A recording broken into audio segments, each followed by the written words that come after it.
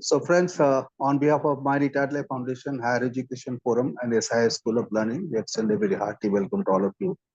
And sorry for the slight delay because of the some problem with the technology, as always. Today, we are in for a very interesting discussion on a very important topic, and that's cyber security. Particularly for the elders, that's a major area of concern because we are not too much of acquainted with the technology, particularly the current technology, and therefore many people, many scamsters are there who are taking us for a ride. So we thought that we will keep this particular session with elders in focus. Two others are also there on the cyber security. And to talk on this particular topic, we have got with us a very, very eminent person with us, Mrs. Sachichidanand. Mrs. Sachichidanand is an IT expert. He's an engineering graduate, and he's got a more than 3 decades of experience in ICICI Bank. And currently, he's the Chief Information Security Officer. He keeps the key and lock and the entire security of the JM Financials, which is one of the most important players in the financial market. So we are really thankful to him that he has kindly agreed to be with us to talk on this particular topic. On behalf of all of us, we extend a very hearty welcome to you, sir, and request you to please take over the proceedings. The floor is open. Right. Thank you, Dr. Sen Gupta. This is a nice introduction. This, as Mr. Sen Gupta said, this is very important and very crucial for all of us to have the cybersecurity awareness, because now we are going digital and everything is happening through internet via the mobile, and hence the cybersecurity is a very crucial and important factor for everybody's life. I will take you through the presentations which I have prepared specially for this training. Give me a moment, I'll publish my desktop.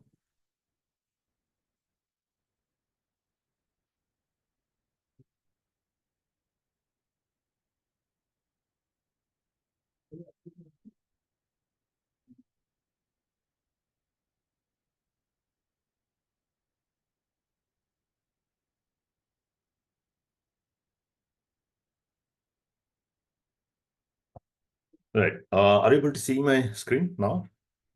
Yeah, we're able to see. Right, sir. So information security and cybersecurity awareness is the topic for today's training. Now, when we say information security and cybersecurity, it's two or different parameters here. We'll take you through what is the difference. Right. So basically, it is the security of the information which is in the form of physical, or it may be a digital format, or it might be a file lying on your computer. Correct. So this slide specifically is applicable for all the organization, even for the individuals.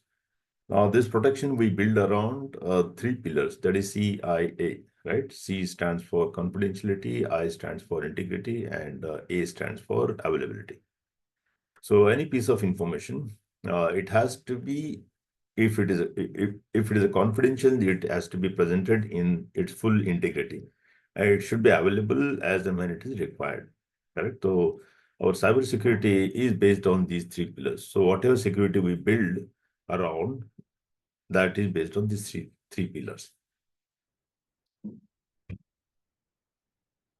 Now, information security is actually is a major, is a full form of security, whether it's a physical security or whether it is a paper, confidential paper, or if it is a information on the piece of the paper or a desktop, right? So cybersecurity is a subset of information security. Now, cybersecurity is specially focused on for protecting the information from cyber threats and cyber attacks, right? So if the piece of information is there on your laptop or on your server, or if into your Google account, that has to be protected. So all the measures related to protecting this piece of information comes under cybersecurity. Now, if the piece of information is lying in a document, right, that is a physical security. So that is not part of cybersecurity, but that is part of information security. So how we have to secure that piece of information, right? That is part of information security.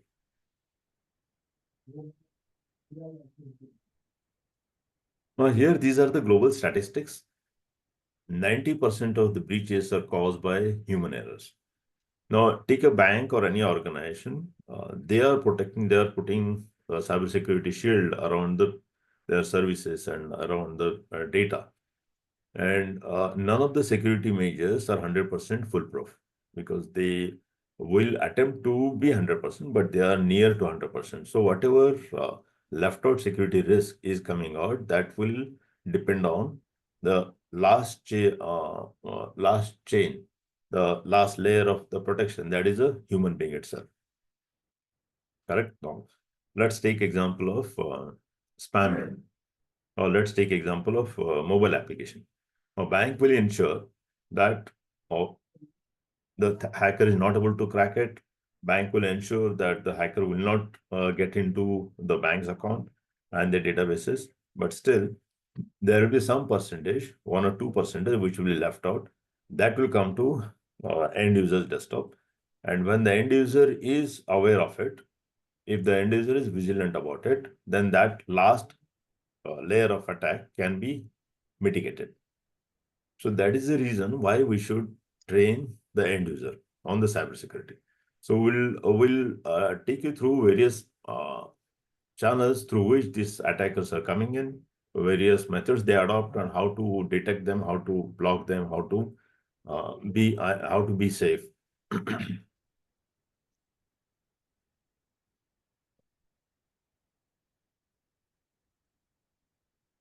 So okay, I want to keep this interactive. There are many theoretical part also involved into this, but I'll try to keep it minimum technical discussion and more on the layman discussion here. So password is the first layer of protection. Password is like your signature, and your password should be with you. Your password should not be shared with anybody else, right? And password should not be repeated in nature. Password should be changed frequently.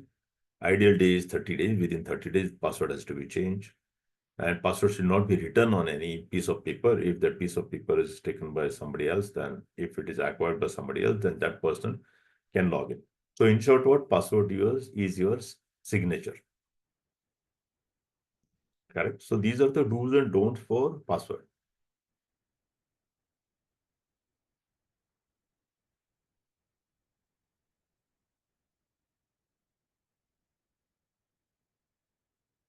Now, use of smart devices is very much popular, and it is unavoidable nowadays, right? So when we take smart devices, either Android devices or Apple devices, these devices with the applications are published onto these devices, Android or Apple, and those applications are installed onto the smart devices, and through which one uses their bank account or their email account or their other services, right? So when it comes to smart devices also same as that of a computer, and hence the precaution has to be taken on the smart devices also. Now, what happens is in the App Store or in the Android App Store, there are different applications. Now, when we search for the applications, we find the application, and generally we try to install that application onto the mobile device. But the hackers also publish their own applications, and they are look-alike applications. Correct? So that is the reason when we install the application, we need to be very vigilant. We need to exactly know how, for example, say one bank's application looks like. Who is the publisher of that application? Who has registered that application? So this data is available in that application. So before you install the application, please check who is the owner of that application. Certain other applications which are not lookalike, but for let's say, for example, a torch. On your mobile, if you click on the torch, the flash of the mobile opens up, right? And the mobile can be used as a torch. Now, this application does not require any access to your address book. But these apps, the spyers app, they take access of your contact address book. It is not required, but the application takes it. So while you install the application, what rights you are giving to the application, that also we should carefully go through it. and simply deny the installation application if it is asking the information or the access which it is not supposed to have. Right, that is one thing. And third thing is this rooted devices. It means what? The mobile, there will be some access, backdoor access will be given to the mobile, and the hacker can access your mobile and the data lying on that mobile, the address book or your data or whatever information is shared, your email ID, etc. They can access it, and hence make sure that your mobile is not rooted or not jailbroken. Correct? Jailbroken, rooted is the same word for both of them. So how to ensure that your mobile is not rooted or not jailbroken? It is very easily available. You can check. You go to the setting of the mobile and go to the general click, and there it has the information. So don't give your mobile devices to the person to whom you don't trust, because they can jailroot it. They can have the backdoor created into that mobile. Because if you're doing the financial transaction through the mobile, and if your mobile is giving the mobile to the repair shop or the OS upgrade or some installing some application, that person can install some spywares, or he can have the backdoor installation, backdoor entry to the mobile, and through which he can access the applications or that the data onto your mobile. So do not give or do not hand over your mobiles to third person. And now mobile, the way computer has a connectivity to the LAN through the network cable. Similarly, mobile can have the connectivity to the Wi-Fi or to the Bluetooth, right? So when we go through public places, so there are free Wi-Fi's are available. If you're going to airport, there are free Wi-Fi's are available. Or a nearby device, it can get connected to your Bluetooth via Bluetooth connection, right? So do not connect to untrusted Wi-Fi, and do not turn on the Wi-Fi. You always should turn off the Wi-Fi. You always should turn off the Bluetooth when it is not in use. And the last one is the mobile operating system, the vendors, they keep on releasing various security patches from time to time, because they keep on identifying the security loopholes into the operating systems, and hence they release the new patches or the new version of the operating system. So your phone should always be updated with the latest version of the operating system.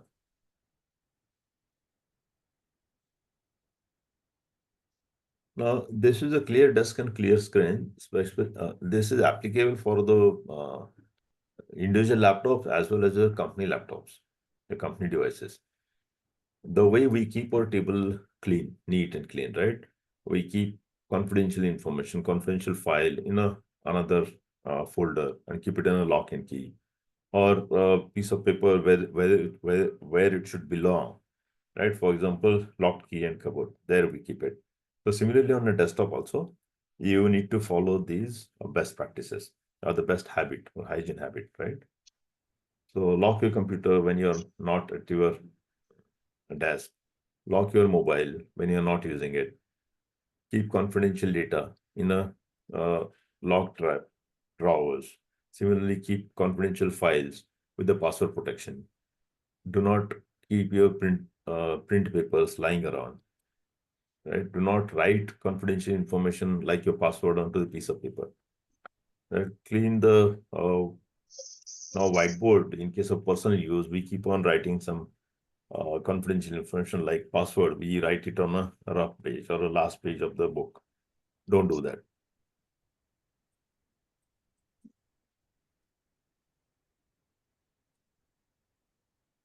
These are all e-commerce and online transaction related do's and don'ts. Right? As I Can you said, hear? all. Are you Hello? able to hear? Hello? Hello, can you hear me? Yeah, we can hear you. Please go ahead. Yes, yeah. So always install the banking application from the trusted source. As I said, you can check who has published that application. Correct. Apart from Google Play and Apple Store, don't install any application. And keep your online banking apps and phone software updated.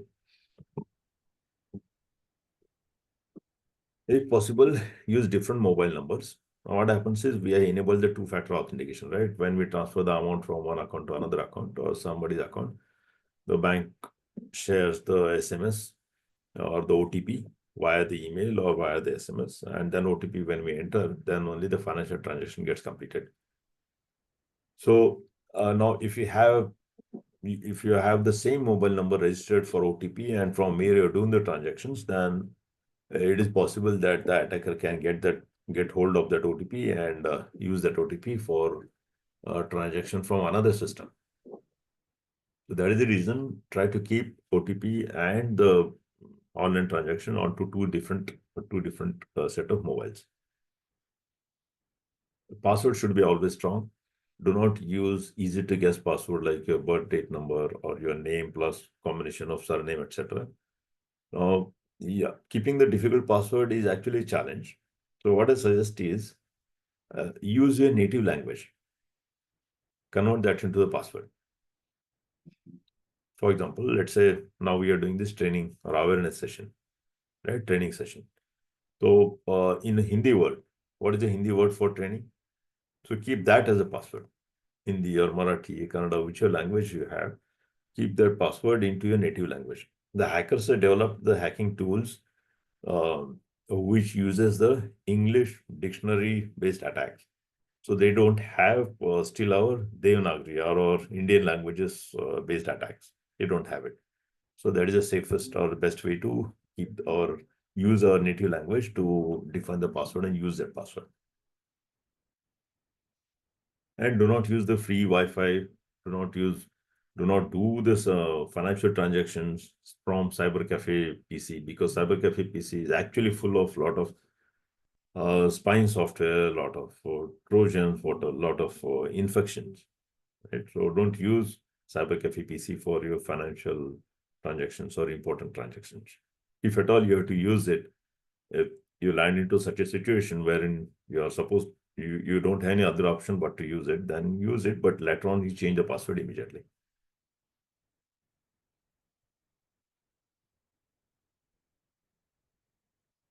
I'll skip this. This is more on a data related thing.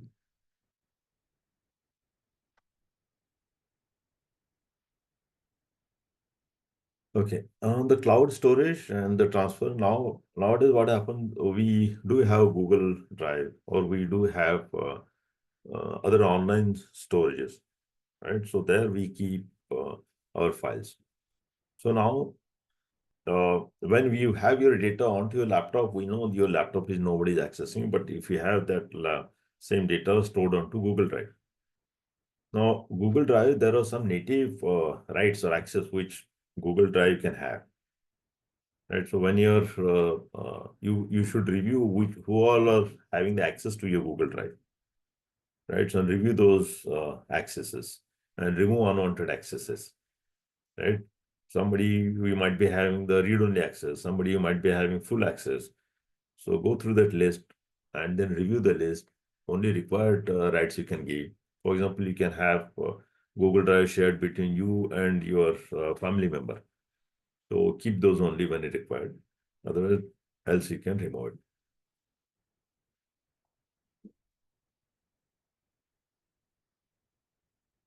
it. Do not download any of the any of the file which is shared by unknown person.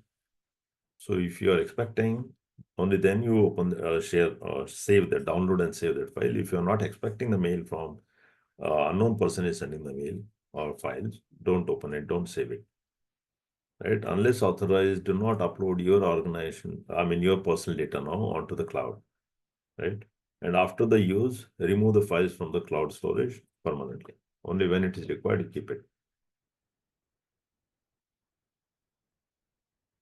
Okay, internet usage is actually what without internet we cannot survive. But to have the best practices, what we should use, what we should not use it. So we need to be very careful.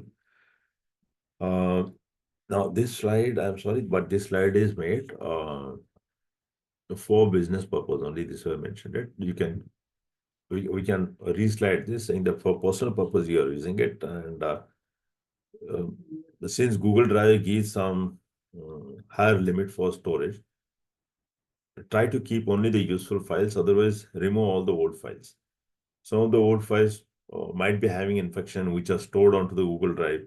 So unless it is required, don't save it, you remove it.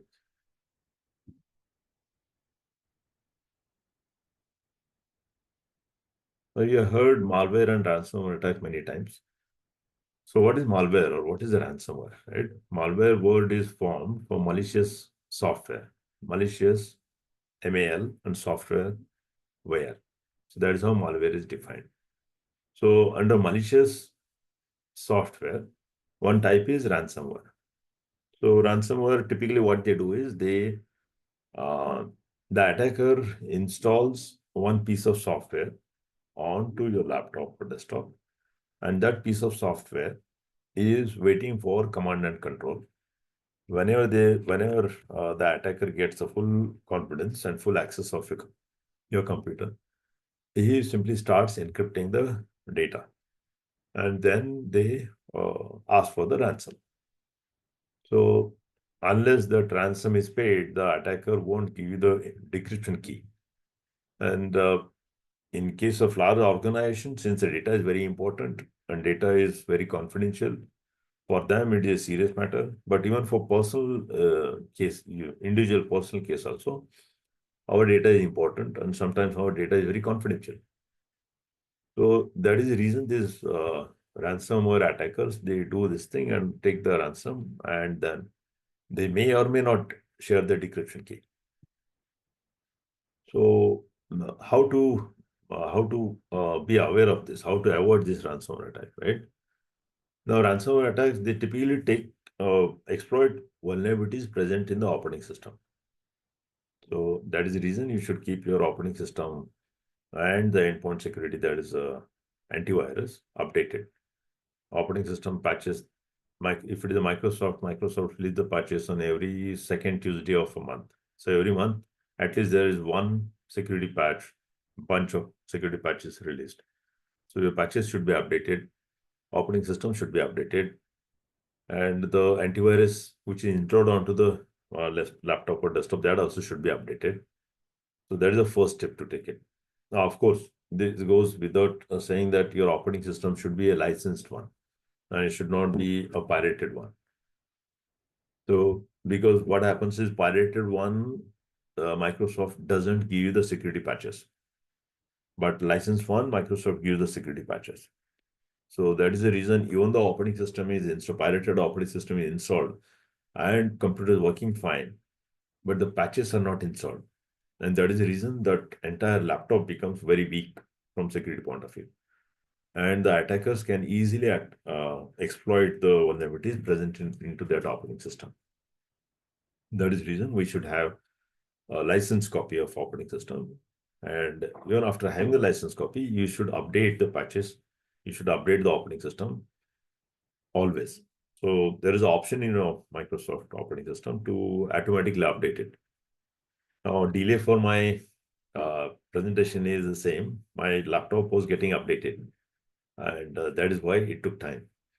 So you need to keep it auto update or schedule it without forgetting. You should update the patches, security patches.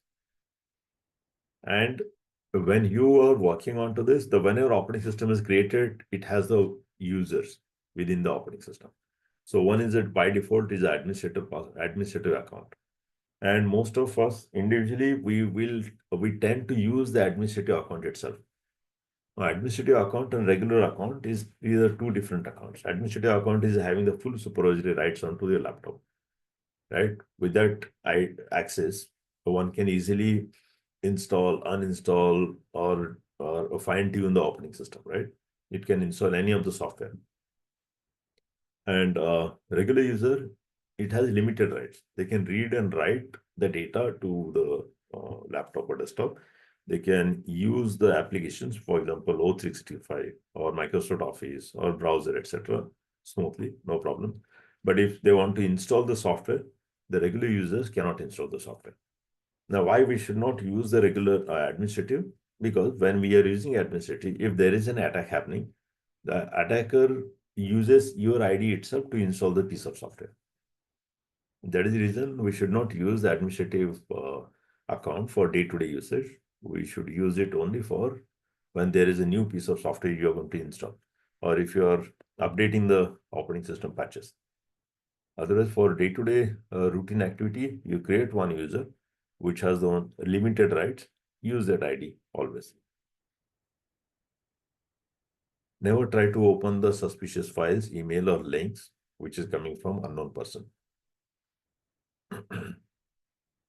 And we should not be in a hurry to operate the system. Many times what happens, there is a pop-up which comes up on the our display.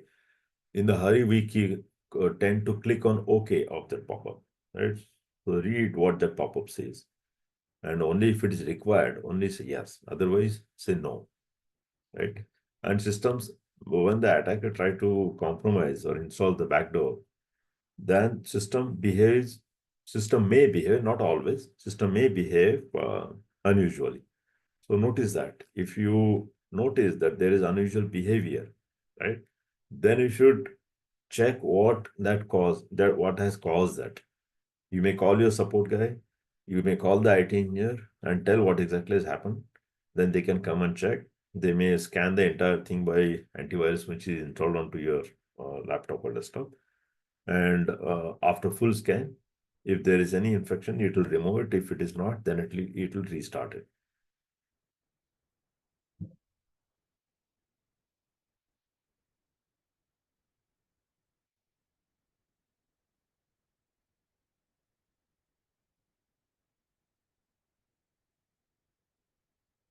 Okay, now here we are talking about now phishing. Phishing is the word which has come from the word phishing. So we tend to hook and try any of the fish present in the lake or river. So any one of the fish will get hooked. That is called regular fishing. In case of spear phishing, we are targeting one particular fish, right? We are targeting one particular individual. We matlab the hacker. When the hacker target one particular end user, then it is called spear phishing. Then it is a whaling. There are multiple types of phishing. These are the primarily three categories which we can do. In the whaling, the attacker targets a bigger fish, high-ranked victim, right? CEO of the company or the controllers or the popular figure in the industry. So they target that particular individual. That is called whaling, right? So based on three categories, all the phishing attacks are falling into these three categories. Now, what is phishing? Right? Phishing, here I have shown the diagram here. On the right side, there is a person, right? Is a target. Target is regularly user like us. And here in the black suit, this is the hacker. So hacker sends one particular mail to the target. This mail will look like a regular mail, correct? The sender name, it will be the sender name, you will have your friendlier name. For example, if your friend says suresh@gmail.com. So the email ID you will look that it is from suresh@gmail.com. And the content will be similar. And there will be link and there will be a file. Or there may be simply a link. Or there may be a simply attachment or a file, whichever way. Now, when you open this mail, and when you click onto that particular file or that particular link, it will redirect that to the hacker. Now here victim means the target, right? Victim will feel he is interacting with or he is opened the genuine site. Let's say any of the bank.com. So victim will feel he has opened the bank.com, but actually he has not opened the bank.com. That particular application or that particular site is talking to the victim. So that your computer, which is communicating with the bank, but actually it is not communicating to the bank, it is communicating to the victim. No, sorry, the hacker. And hacker in turn is communicating with the bank. So this is typical man in the middle attack. Victim is clicking some site, Victim is thinking that this he is directly interacting with that site, the bank, but in between there is a attacker. So man in the middle attack. So whatever transaction, whatever communication is happening via the hacker. Now here what happens is you the victim will feel he is onto the genuine side. When the victim logs out, the hacker won't log out. He will be still active on the website. And then he will do whatever he wants, transfer the money to the another account, and then he will log out.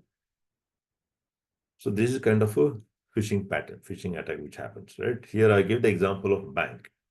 It may be your Gmail account. It may be your online Google Drive, or it may be even simple through the computer chat, whatever application. So here the hacker is in between and he takes the control of your computer. And that is how the a transaction is bypassed via the attacker, and attacker does whatever he wants. So this is a phishing attack. Now here, the attacker gets all the information about it because whatever password you entered, that password he has now. Your transaction, the bank password, he has it now, right? So all these credentials are now with him. So next time he won't need your computer, but he can directly interact with the bank. So that is the reason why we should be aware of the phishing and how to avoid the phishing now. The next slide. This I explained to you. This is only the graphical format. Now this is one typical mail. I'll zoom in so that you can see all the fields. Right. I have taken this snapshot from Outlook. If you are working from Gmail, so here this field is from. So here it looks like customer care at whatever bank.com. But actually the email is different from that. So without clicking the link on it, you have to just hover the mouse onto that field. So when you're hovering the mouse cursor onto the from field, it will show the actual sender email address. So in case of phishing mail, even though the mail display name of the email ID is bank.com, say xyz@bank.com, but it is not xyz@bank.com, it might be blank.com, or it may be some other name, right? So that is how you can identify who is actually sender. Now here one more thing is BANK. I'm just giving the example. We can take any other example, say bank.com. So here B is looking same, but it is not actually B. It might be another font which look like a B. Correct? So we need to be very careful here when we check the actual sender's email address. Now, that is the first step to check whether it's a phishing mail or not. Second is within the body. Within the body, there will be, the hacker will definitely send either the link or the file. Right? Now here, they are saying click here to register, or click here to claim the lottery tickets, or click here to claim the coupons, whatever they can mention it. But basically what they will say, okay, click here. So now what is the URL link behind this click here to register, right? So there also you can hover the mouse cursor and you will see the actual link behind that cursor. Correct? So this is how we can check whether it's a genuine mail or phishing mail. Most of the time what happens is the hacker will commit some mistake in writing the mail. In the mail body, the spelling might be incorrect, or the way mail is written by genuine user, it might be different here. So you have to pay attention to what is the content in the body.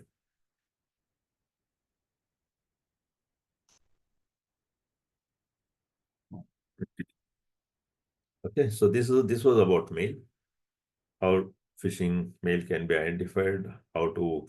Now, if suppose you find it, okay, this is not a genuine mail, but it is a phishing mail. In that case, what will happen? We simply should not open any of the link. We should not save any of the file from mail to our desktop. Simply delete that mail. If you're curious, if you're not sure whether this is a phishing mail or not, then you have to take the help from the IT or the actual person who is going to maintain your system. Till then, don't open the mail. If you are sure you are not supposed to receive the mail, then you delete it. So the attackers are very smart here. They keep on generating such mail based on the season. From season to season, they change the mail. While income tax filing date arrives, then they will change their display name to say income tax. If there is um, Christmas or Diwali approaching, they will simply say greetings from XYZ. So that content will change based on the season.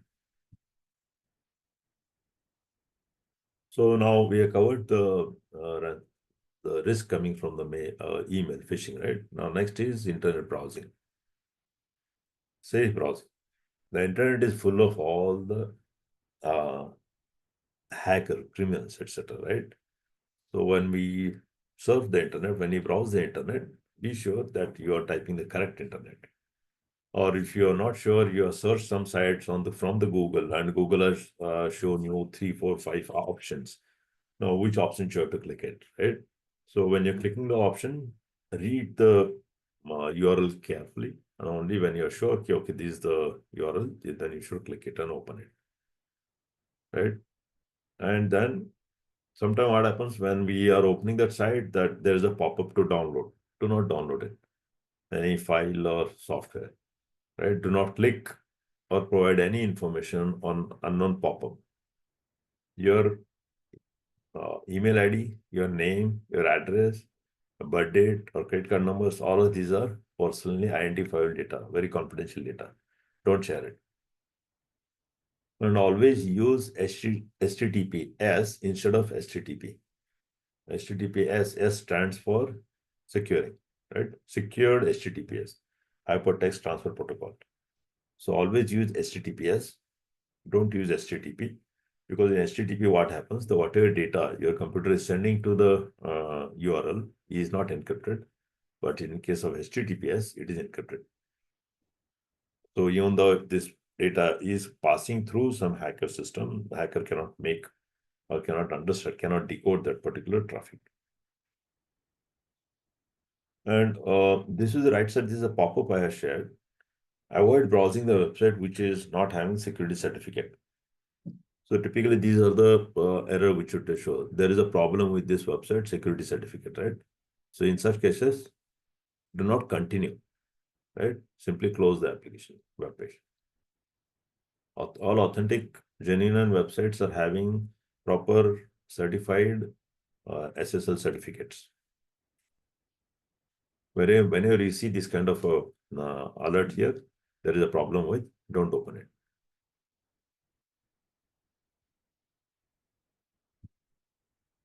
This is the risk coming from the social media. Here, what happens is most of the time we tend to share our personal information.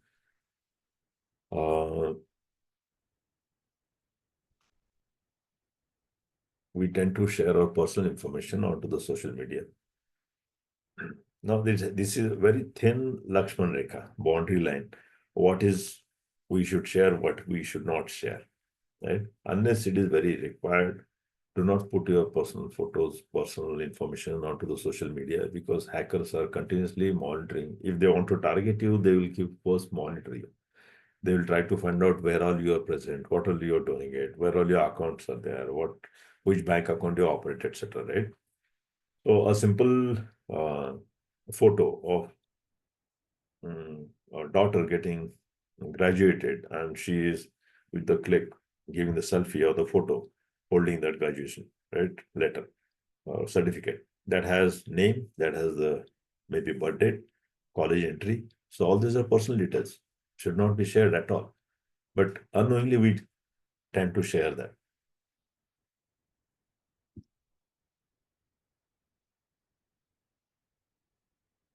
Now WhatsApp. Okay, WhatsApp is the biggest social channel through which the hackers are now trying to attack individuals, attack the organizations. Right here, lot of things are happening. Even cyber police station is flooded with the complaints, even the FIRs on WhatsApp. The typical scam which is going on is the investment. Now, what they do, they come out and approach the individuals appearing to be the genuine person from some industry, from some company, or the leadership position, DP, they'll keep it. And they try to convince the target that that attacker is a genuine person, right?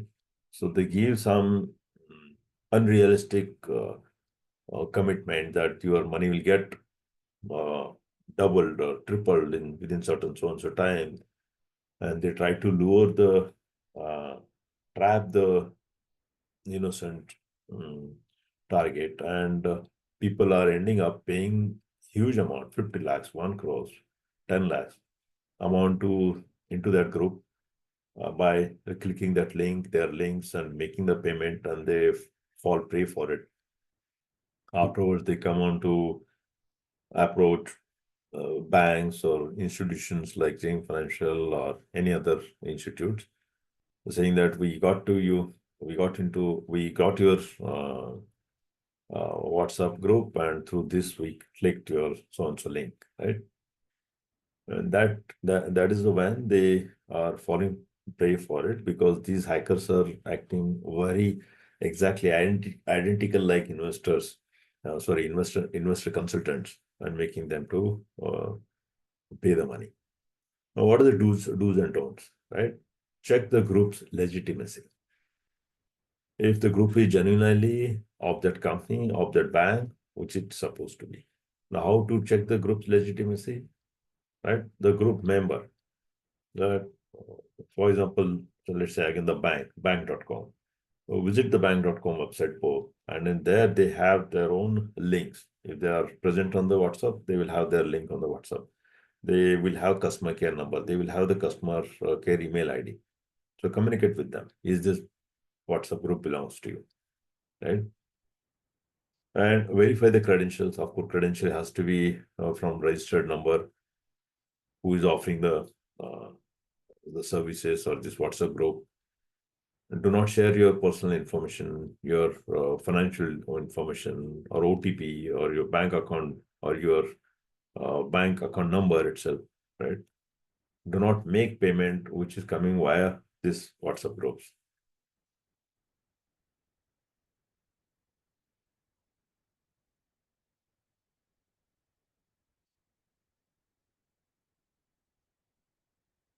Now, okay, so these are typical. I'll go to the next slide here. I mentioned in detail here. Yeah. When the hacker creates a new group and adds the user to participate into that group, or if the hacker has created a group and you become a member of that group, then you will start receiving all the files, all the information, all the links which the hacker is publishing via that group now. Correct? Now, to avoid this, what we should do is you should enable the two-factor authentication for your WhatsApp. And I had created these 12 steps on the WhatsApp, right? These are the 12 very essential steps which you should configure. You must configure here. Now here, WhatsApp, who can see you. Last seen information and online. You should put it nobody. The hackers will not come to know when you're online, till what time you're working, or till what time you're there in the WhatsApp. So hacker won't come to know when you set this. You have to go to the WhatsApp setting in the privacy and set the last seen or online to nobody.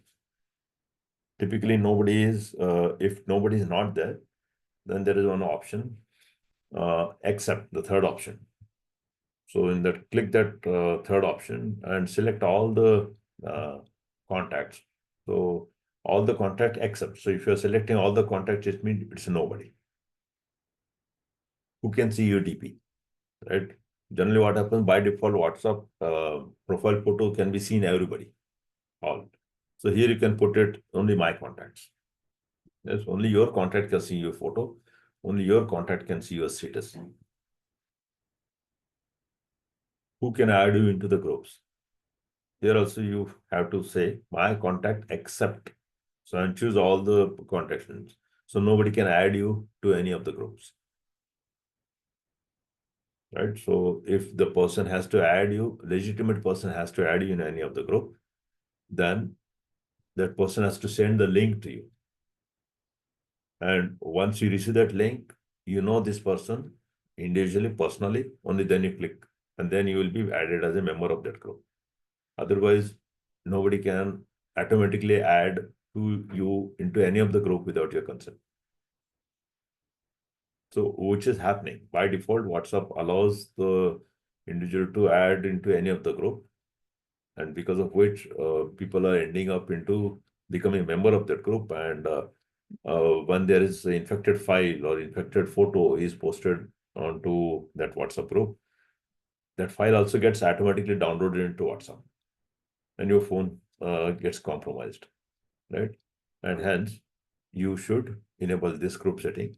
Also, you should disable auto file download, auto media download.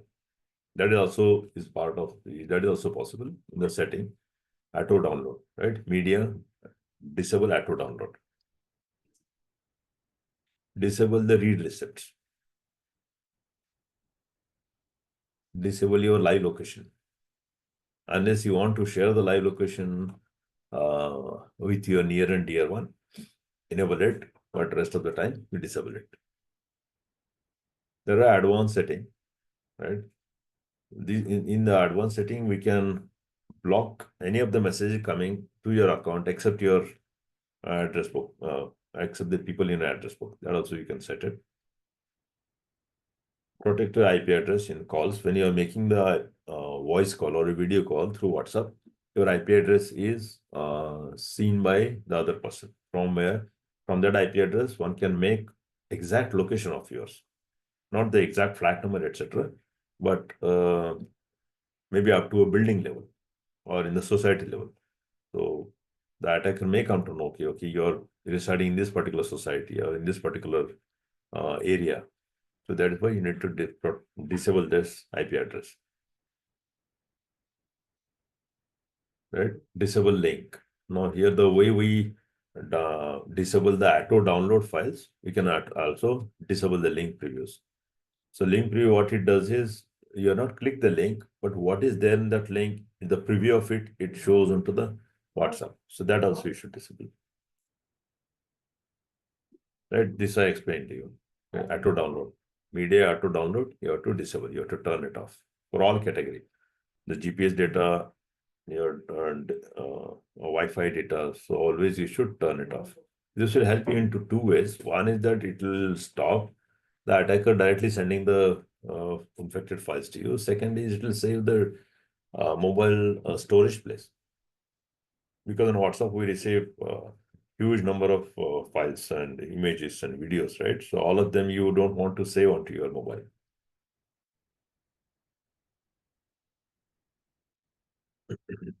Right? Don't open the download any link or document or picture, video from unknown person. Right? So video or seasonal greeting for anyone, you don't open it.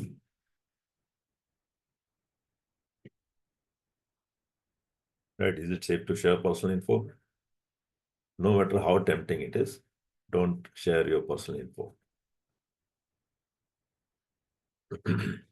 So this I have covered the digital part of it, the data which is there saved onto your system or the services which are enabled onto your system. System means your laptop, desktop, or mobile.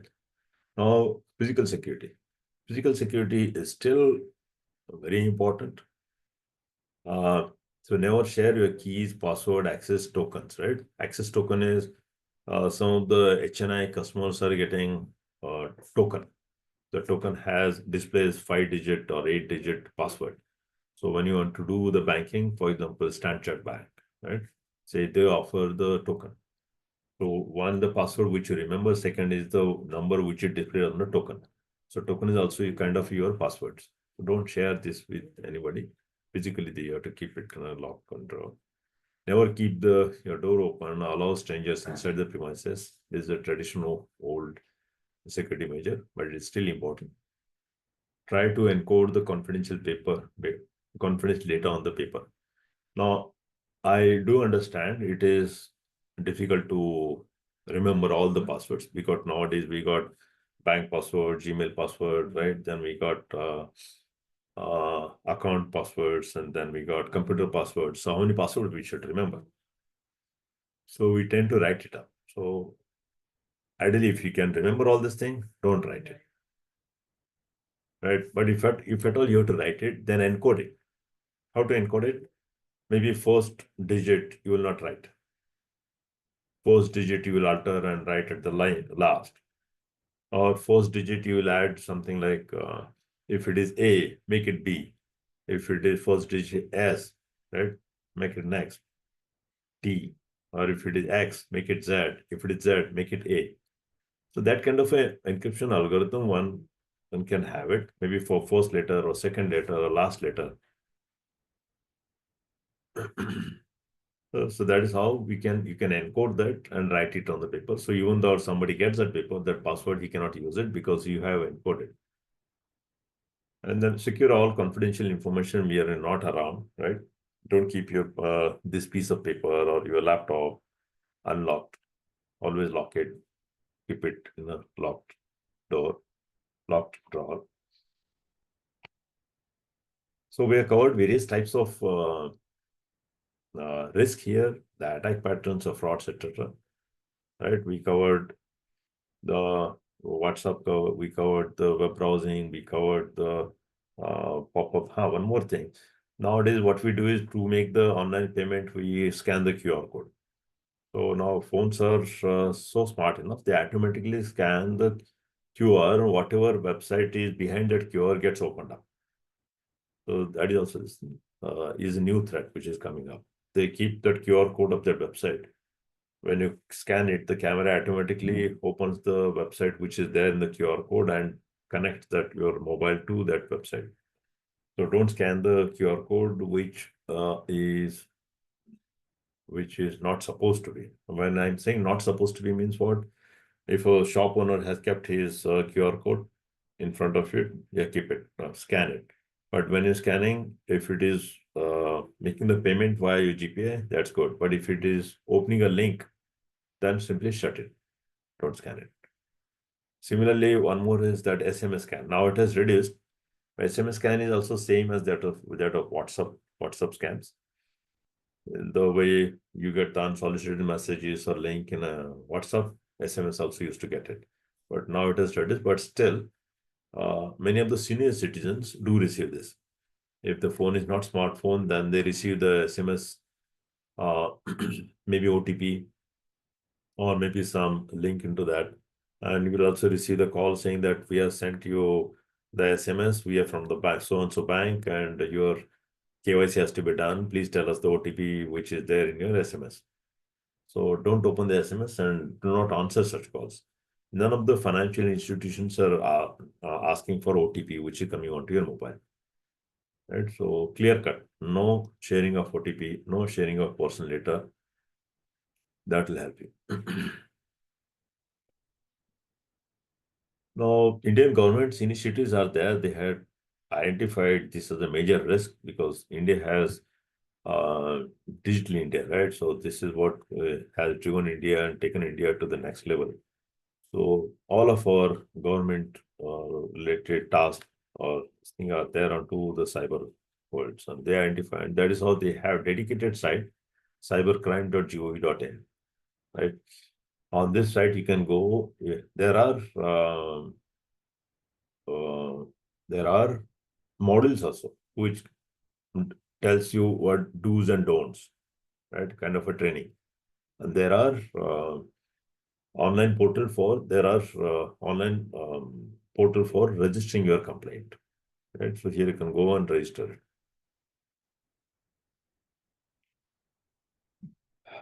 Okay, so that's it from my side. So we can go for a question and answer. Yeah, I think that was an exciting session, very, very informative, deep session. We request the members if there are any question answers. Sir, myself R.K. Modi. Say, I have a office premises rented to someone.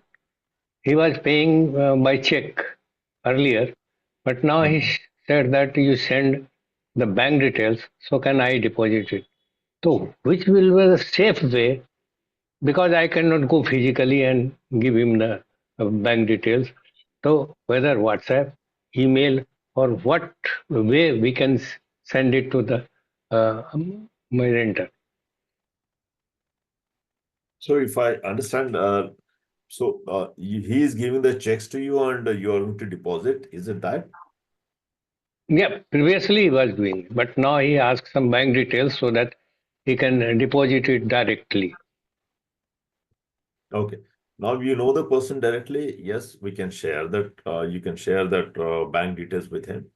Bank details with the bank detail. What he can do is he simply can deposit the amount into that, but he Yeah. cannot withdraw it. To withdraw, he will No, no, require. that is a question. My Right. question is whether I should send by WhatsApp or email Ah, so that he can it can be very safe. okay. Bank details. Sending an email is always best option. Oh, that's what I wanted to know. Thank you. Yes. Sir, what is digital arrest? That is an important topic. Thank you, you raised it. Now, this is a new form of hackers trend. What they do is, um, I will give one example. For example, if I'm ordering something from international suppliers, right? Through Amazon, I order some mobile or some device.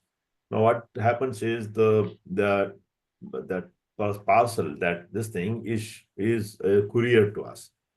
Now that is how they get the data. Okay, this particular person is uh, shipping or shopping some international from some international vendors.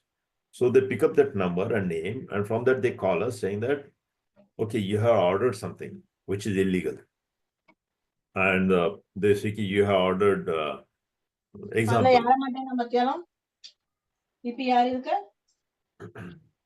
Okay, they have ordered some guns, and ordering gun is very illegal here. Or you have done something on the online which is illegal. So they try to threaten, they try to build the fear factor first. And with that fear factor, they are saying, okay, this is what you have done it, and there is a jail term, there is a huge penalty, but we can help you. If you, we know some people here in the system, and you can pay the money, and then we'll sort it out. And when they are doing this, they are coming on the video call, they are discussing, they are talking, they are in the uniforms, they show the office in the background. So all these things created Yes. virtually. There is no office, there is nothing, but virtually they created. And through which then the target, the victim, gets frightened. And he's and this is a technique. Through that they build the pressure, and the victim believes in what they are saying it, and they end up paying the money. Until then, they say, don't move away from the camera, don't call anybody, don't go out of the room, etc. So this is a very terrorizing uh, situation. But people fall prey for this, and they have ended up paying huge money. So first thing, nothing like this digital arrest is there, right? We have seen many of the audio clips or videos of the police, senior person from the police giving this kind of a talk, saying that there is there is no word called digital arrest. If there is something, the police will directly approach it. So don't pay any heed to this digital arrest. Simply ask them, we know who you are. We know what you wanted. I know exactly. So nothing like you calling me or I'm attending your call. You do what you wanted and simply shut the phone.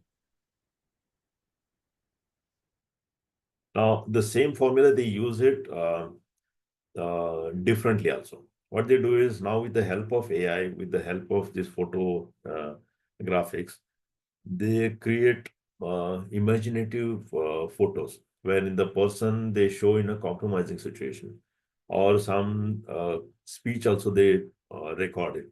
My speech can be mimicked, my speech can be reproduced, my image can be reproduced. So with the help of that, they generate the video or the photo, and then they send the photo to the victim and say, "Okay, see, we got this your photo," and because of which victims believes in, and they end up paying the money. So don't pay any attention, not a single this thing. Immediately disconnect the call.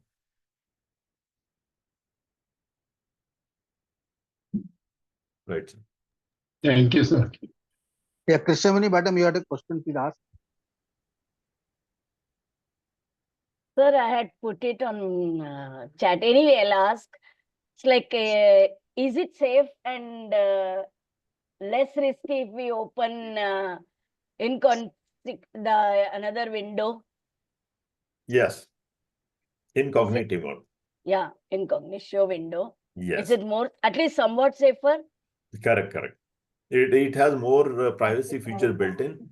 It is better. It is more safer than regular. Somebody mute, please. Yeah. Yeah, it gives the more features to see what happens when we browse through the computer. Computer keeps tracks of our browsing pattern. Based on that, it suggests the new sites. In this mode, it does not. So it gives more privacy and it is more secure.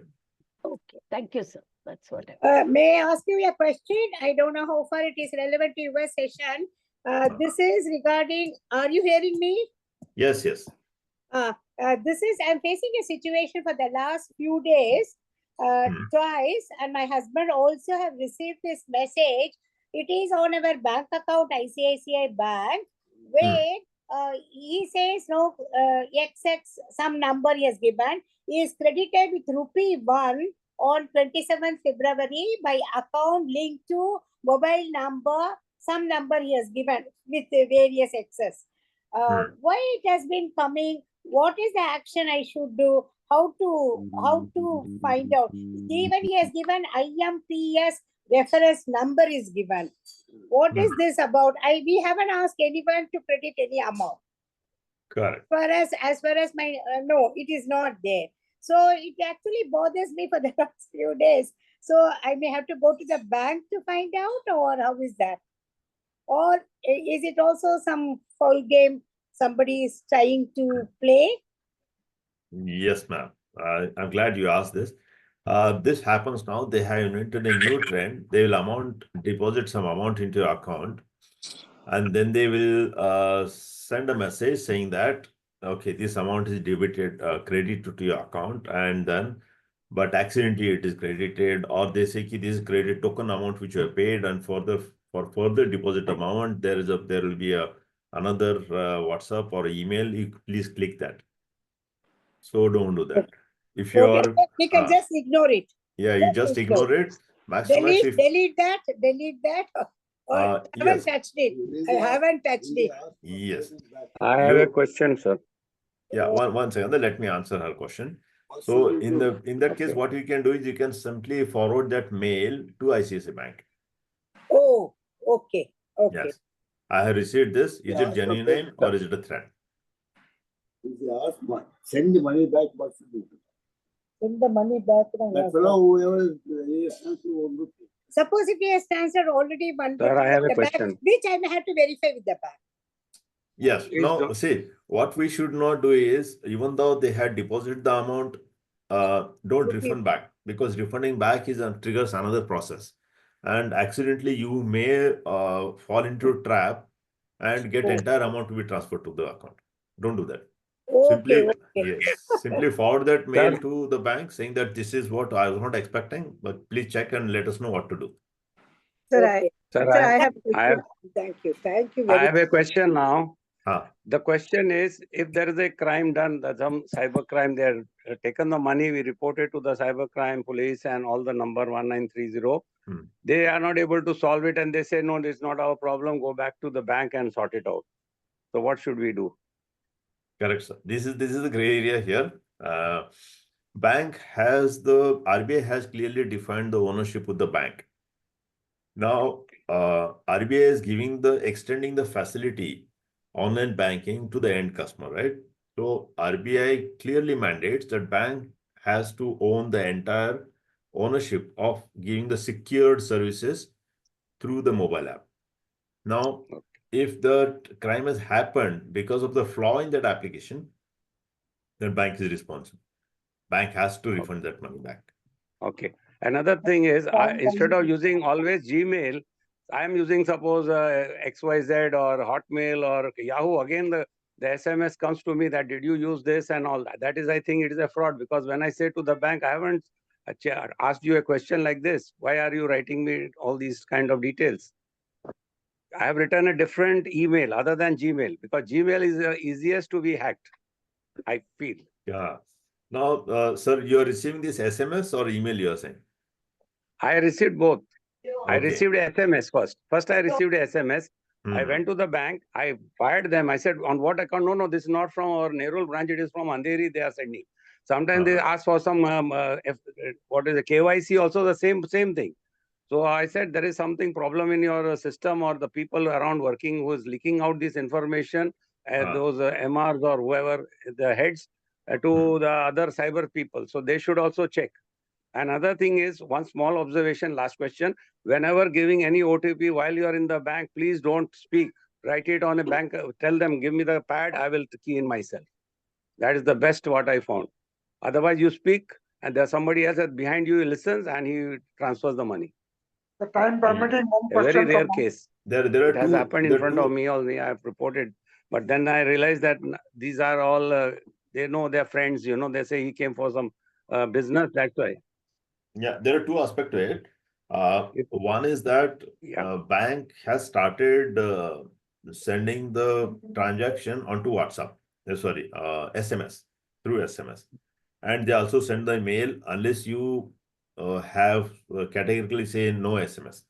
Right? They do send it. Now, the attacker, what they do is they also do the similar SMS and they send it. And to unsubscribe, they ask to click. So don't click any unsubscribe into that SMS or WhatsApp or even in the mail, right? Because the unsubscribe may take it to their false website, and you may land up in visiting malicious website. So simply ignore it.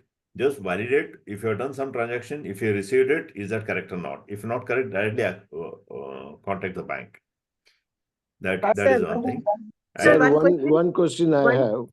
I have received an SMS saying, one second, I'll read it out. Great news, 98211 into, which must be my number. Your Bajaj EMI card into 8923 is out for delivery. Check now. And he has given some m.sr3.in bjgi 2uio20d. Now, see, I have ignored it. I have not responded to it at all. But how do I highlight this to the cybercrime people so that some action can be taken, and future some other people, at least they need not be tortured with such kind of SMS. Correct. Now, all the financial institution has this mandatory regulation that they should have cybercrime reporting email ID, right? So there you can simply capture this and forward it to them on the email saying that this is what I received. So bank can take the respective, for in this case is a Bajaj Finance, right? So you can send it to Bajaj Finance. No, it just said Bajaj, your EMI has been approved. So it doesn't say Bajaj Finance or Bajaj Electricals or Bajaj Limited, nothing more.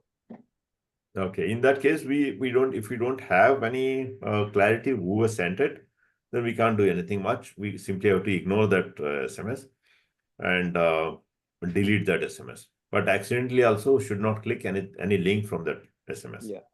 the time permitting, one question. Sir, I have one question. So only one question. The OTP is asked for everything.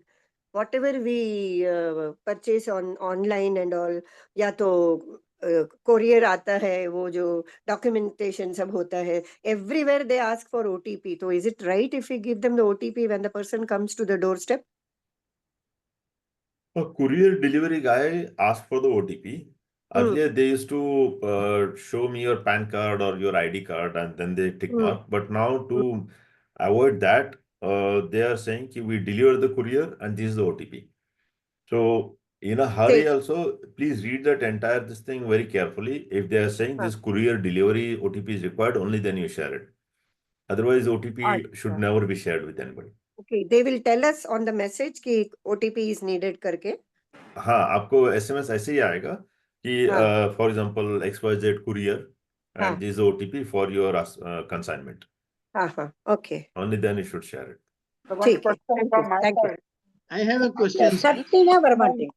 Past 1 Sir, month, I I have was a question. receiving some payment from Which an is individual for something like 50, 20 times. antivirus for personal use? Sir, I've received various sir, amounts. can you rupees. repeat the question? Your voice is not clear, sir. Yeah, for past 1 month, I've been receiving various amounts from an individual who's sending me 10 rupees, 20 rupees, 150 rupees, 200 rupees, 170 rupees, like that. At least 17, 18 times he has sent. I went to the cyber crime office here. They said they cannot do anything immediately. I went to the bank at least 3, 4 times. They have also not done anything as yet. Anything in particular should be done. Okay. So in this case, yeah. So in this case, yeah, police can't do anything much, but bank can do it. Bank can also stop receiving the amount. If you, So I am receiving at times from Paytm, sometimes from Google Pay, like that, different time, different, and the person is sending very nominal amount. And by now it has reached up to 15, 16, and 100 rupees. okay, so right. So in this case, you can definitely approach the bank only, and you can even disable the amount to be received via UPI. That also you can do it. Ask the bank to disable the facility to receive the amount via UPI. Can you block the person? No, blocking the person won't be happening because you're receiving from multiple account, right? So blocking one person won't help, but simply asking the bank to that these are not your transactions. Somebody is depositing money. Mostly it is error on the QR code. They might be receiving it. So they will block it. Sir, if you block the UPI, then all UPI transaction will be stopped or only that particular one? Only receiving we can block it. You can make out the payment, but receiving the money through UPI can be blocked. Okay. But whether it is from Paytm or Google Pay, Any account. 10% Sorry, as a continuation of my earlier question about the message of crediting rupee 1, at times he gives that account number, otherwise the mobile number, but this message has come from ICICI Bank. This message has come from ICICI Bank. ICICI Bank account XX333 is credited with rupee 1 on 27 by account linked to mobile number XXX, some number he has given. IMPS reference number, about 10-digit number has come. So now I may have to go in person to the bank to tell them that nobody I'm expected to be credited. That's what I have to do there. Yes, you can go to bank and tell this, or you can simply forward that through the email also. Okay. The screen. Yes. Sir, I have a question. Which is the best antivirus you suggest for a personal user? Right, sir. There are many. I won't be doing this thing by parting, but McAfee I find good. Trend Micro I find good. Okay. Trend Micro is actually number one. For this number one position, number two position keeps on changing based on who is doing what at what time. So here you can go on to Gartner. There's a Gartner website, gartner.com. Okay. And in that you can search number one antivirus in Gartner quadrant. Okay. So there you can get this. For home use, do we need McAfee sort of things which is heavy on resources? So most of the antivirus now, from resource point of view, they are same. Their backend data, the backend intelligence differs from one vendor to another vendor. Okay. Sir, if you install more than one antivirus software like Norton and Quick Heal, does it provide a higher level of security or they will clash with each other? Yeah, most of the time they clash with each other. One antivirus catches another antivirus process as malicious because they both need to scan entire activity. So installing one virus is good, but if you want to install two viruses, then there has to be certain configuration done. Both the virus we have to tell to trust the other one. So that also can be done. I wanted to give a sir. comment on that 1 rupee credit. That 1 rupee credit comes sometimes when you set up receive like LIC policy payments. If you want to receive them, then 1 rupee credit, they send a 1 rupee credit to check whether the account that you have written in your application is correct or no. So I just wanted to clarify that one point. Yes. They do to validate the account. They do that. Validate the account. Yes. So one question I had besides this, mobile banking, because all the banks are always pushing us to the mobile banking. They say, okay, it's very convenient, this and that. Now, you rightly said that the OTP should not be received on the same mobile, which is very good point, which actually is a learning for me also. I am from a bank. Right. Sir. So I have been in the past. So thank you, sir. Yeah. I don't trust the mobile banking as such. Yeah, it is extension, but there are security is not never 100%, right? Yeah, that's the reason why I don't trust it. Second thing is, if I lose a mobile, then everything is there on the mobile because already the account number is already there in the mobile banking app. Correct. And the OTP is also coming to the same mobile. Yes. So that's where, I have my issues with the mobile banking. Correct. I just wanted to point out that maybe you can highlight certain things on that. I had one question. For a senior citizen, which is a better way to do through mobile banking or through your laptop, desktop? So this is a golden question now. My father also is not very convenient with the mobile banking because accidentally clicking somewhere, touching somewhere, something happens, right? So, so if that is the case, if we are not able to operate the mobile carefully, then I suggest going to the bank and doing this thing is a better option. And but to learn it parallelly, what it says is, for example, now most of the shops have become online, right? Simply scan the QR code, make the payment. Everywhere it is happening. So in some shops they don't take the cash also. So in my view, what you have one account created dedicatedly for this online banking.